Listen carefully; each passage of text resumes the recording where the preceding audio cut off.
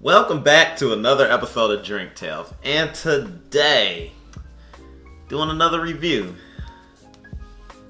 We've done a lot of gin on the channel. Decided to take a look at this one. Now this isn't particularly new. We've seen it in the stores a lot. Just never really got around to actually trying it. Exactly. This is Roku Gin from Suntory. Got any history on this one? It has a very storied history that you can read on their website. But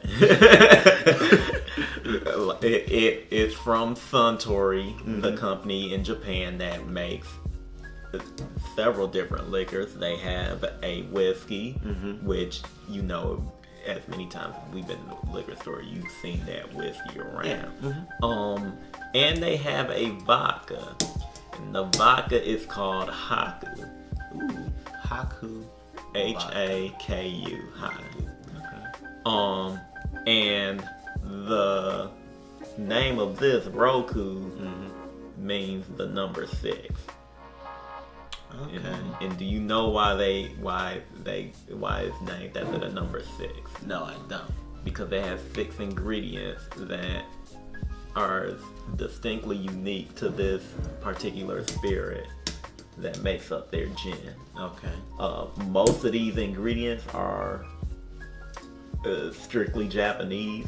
So like you'd have to, like, if you were from Japan, you would understand the inner workings of these ingredients. Okay. Do you know what the ingredients are? Yeah, they're on the back.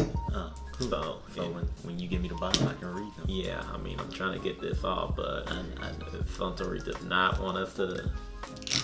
There we go. Okay, so let's take a gander. The Japanese craft gin, Roku Gin, distilled in Japan with 6 unique Japanese botanicals. Suntory, established in 1899. That's a long way away. It is. Crafted by Japanese artisans, Roku is a multi-layered, perfectly balanced gin combining both traditional and 6 uniquely Japanese botanicals. Those botanicals are sakura flower, yuzu peel, sencha tea, sansho pepper, sakura leaf, and gyokuru tea. I'm very interested to see how this tastes. I don't know what any of those things taste like separately. Yeah. But it leads me to believe that, and of course, anybody who's had this will probably go in the comments and be like, wrong. But I don't think we're going to get a juniper taste specifically. Or at the very least, if there's juniper in here, it will be understated by the rest of the ingredients that are here. Okay. Or maybe there is or maybe one of those ingredients is more or less the equivalent to juniper. Right. But I'm interested to see what it's about. I've seen it in the store and have always wondered what sets it apart from any other gin. Right. So, And now's the chance. here we go. So, of course, I like to get the smell in first. And it smells like juniper, like gin. So, Yeah, like every other. so off rip, I'm like, but it's still probably good.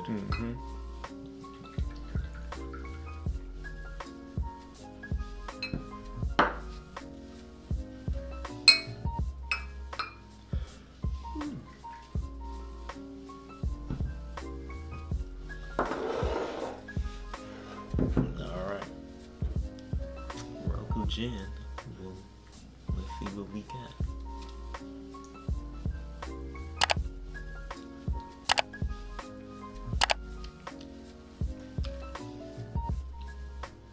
Okay. You do get unique taste on the back. Yeah, I actually like that. Like it on the There- front end, it's a typical gin, but on the back end, On the very tip is is a burning spice. Well, all around it's a burning spice, but I mean, look at all the peppers that are in there. but it burns the most on the very tip of your tongue. Then like the very back. For me, it's the very tip, and then like in the middle of your tongue, you have this. It's a sweetness, but there's also a savor, not a savory, but like a citrusy. But the sweetness is more prominent. If I had to guess, you're tasting sakura flower and yuzu peel.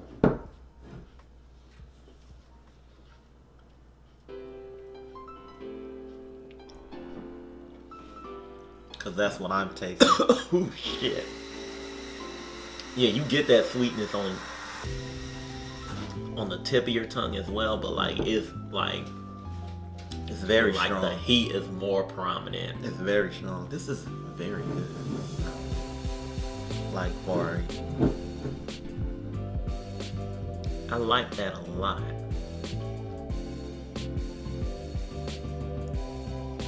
And there is pepper in it, but it's not like the same peppery taste that you get from the it's the sensu pepper. What's the name of that gin? I want to say it's from India. Oh yeah. I can't think of the name. We've had it on the show before. It's over there. See if you can find No, it's not. We drank it all. But like that gin has a oh my god. You'll see it below. Yeah.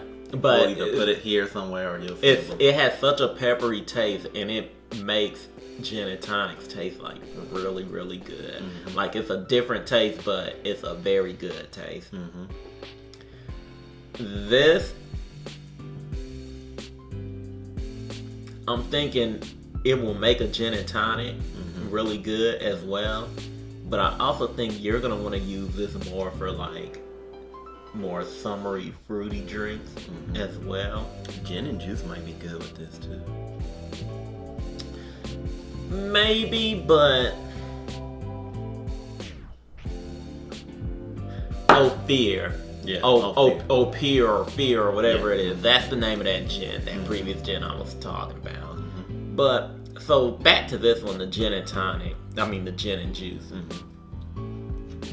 I don't doubt that this will taste good in a gin and juice, but I feel like you need something a little less spicy for that type of drink. That's why the Indago gin works very well with for a gin and juice. I mean, it has to. Like the guy who coined gin and juice will want to make sure that liquor that he makes will go great in his signature drink.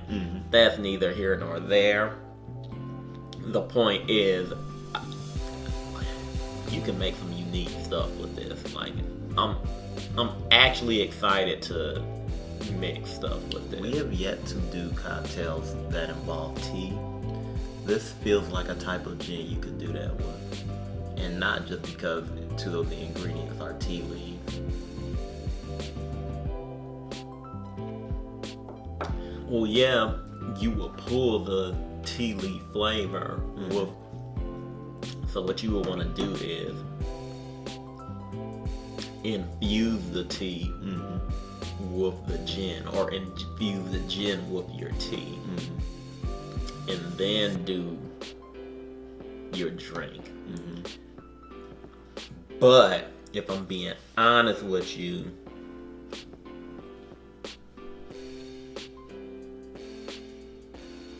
Yeah, it has two different tea leaves. It has sencha tea and gyokuro tea. These two right here. So it has tea in it already. yeah,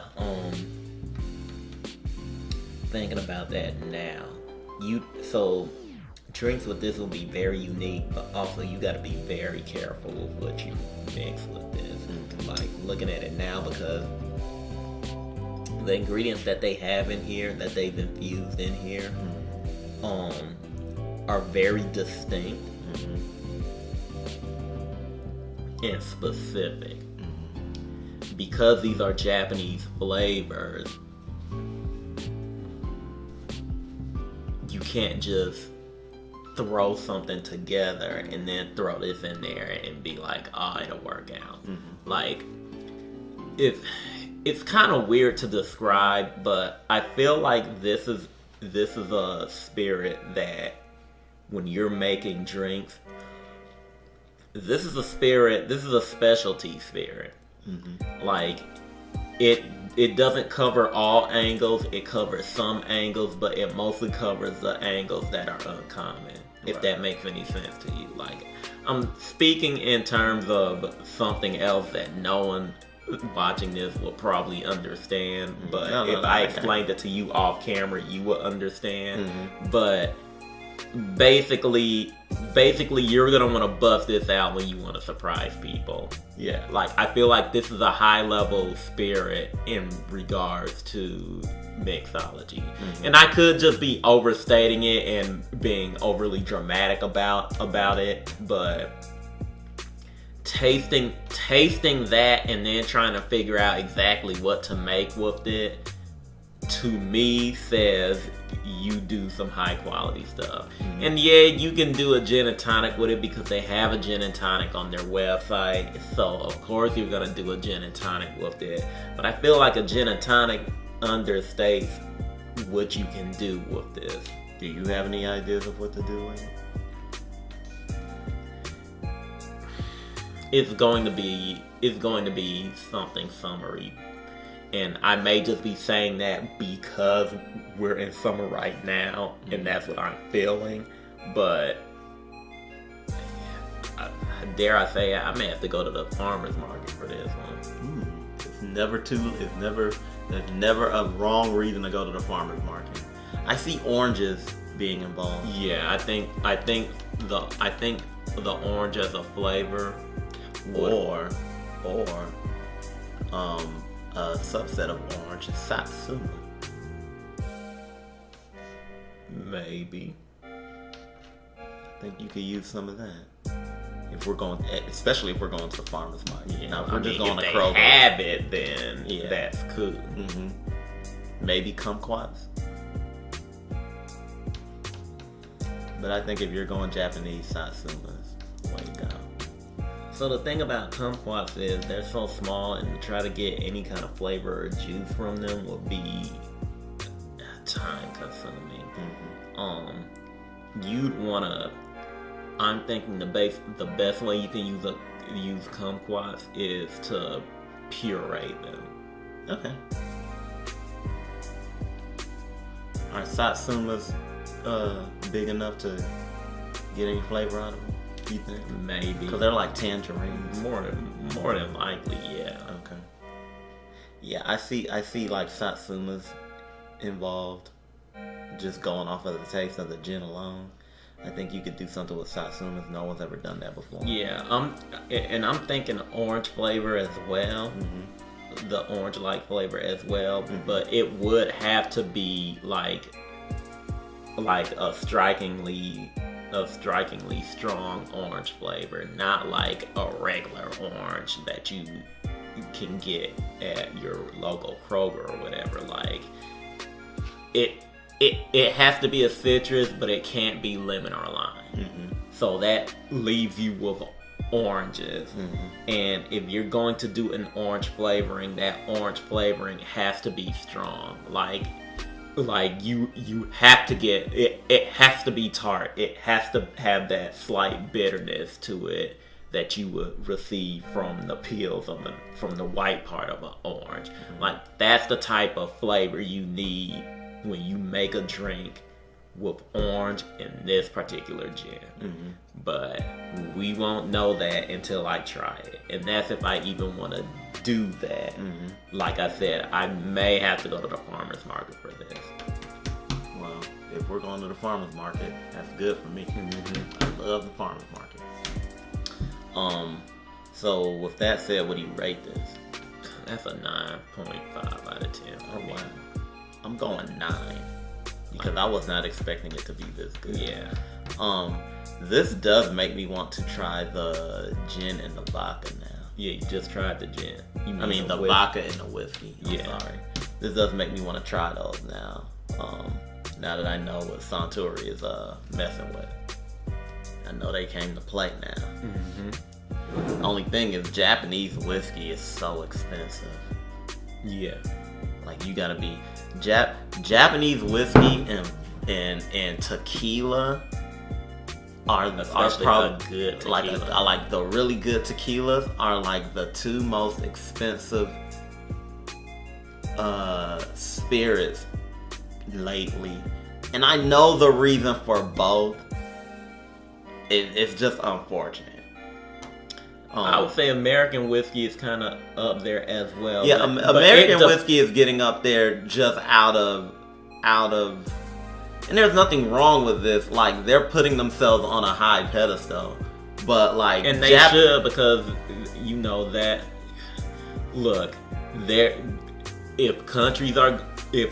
we're basing countries off of the type of spirit they produce, then if you're from the United States, you're gonna be known most for your bourbon whiskey in general, but your bourbon whiskey and your rye whiskey.